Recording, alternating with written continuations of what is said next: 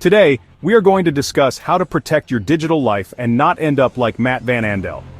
If you read a previous story of former Disney employee Matthew Van Andel, whose life was destroyed following a single download, you might be wondering, how can I prevent this from happening to me?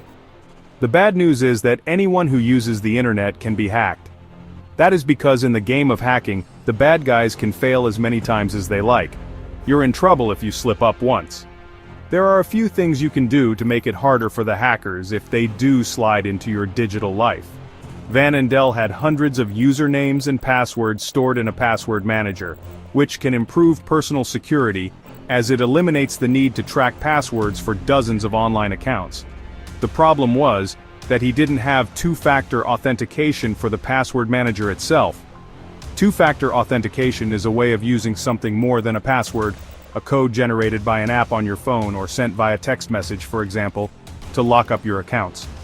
Not having two-factor authentication can make your life easier, but if you're paranoid, make sure it's turned on. One of the really shocking things about Van Andel's story is the fact that after the hacker got a foothold on his personal computer, he dumped the contents of Van Andel's password manager online. That made the attack worse as it allowed anyone who could see his logins and passwords to break into various accounts. Many people might not realize that a lot of passwords they use frequently already are available online, stolen in data breaches. Password managers or some operating systems can flag when your passwords are exposed online and help create unique passwords that can then be stored. Think twice when a website offers to remember you. Hackers have recently ramped up the theft of what are called session cookies, according to the FBI. These are files that are stored by your browser and save you the annoyance of logging in every time you need to read a Gmail or check up on Facebook. Often they are good for a fixed period, like a week or a month.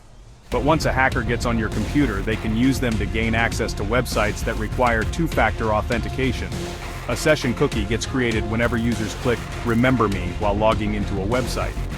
The FBI's Daniel Polk says that users should be very careful about using them on sensitive websites. Think twice before clicking "Remember Me" on that checkbox, he said.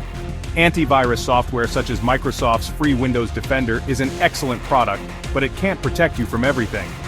It didn't discover that an AI plugin from GitHub that had positive reviews and seemed to work was actually malicious software.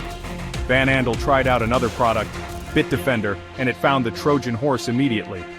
If you're concerned, downloading some free antivirus software for a quick scan and a second opinion isn't a bad idea.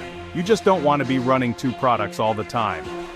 And if you're uncertain about the safety of some free software, ask yourself whether it's worth the risk.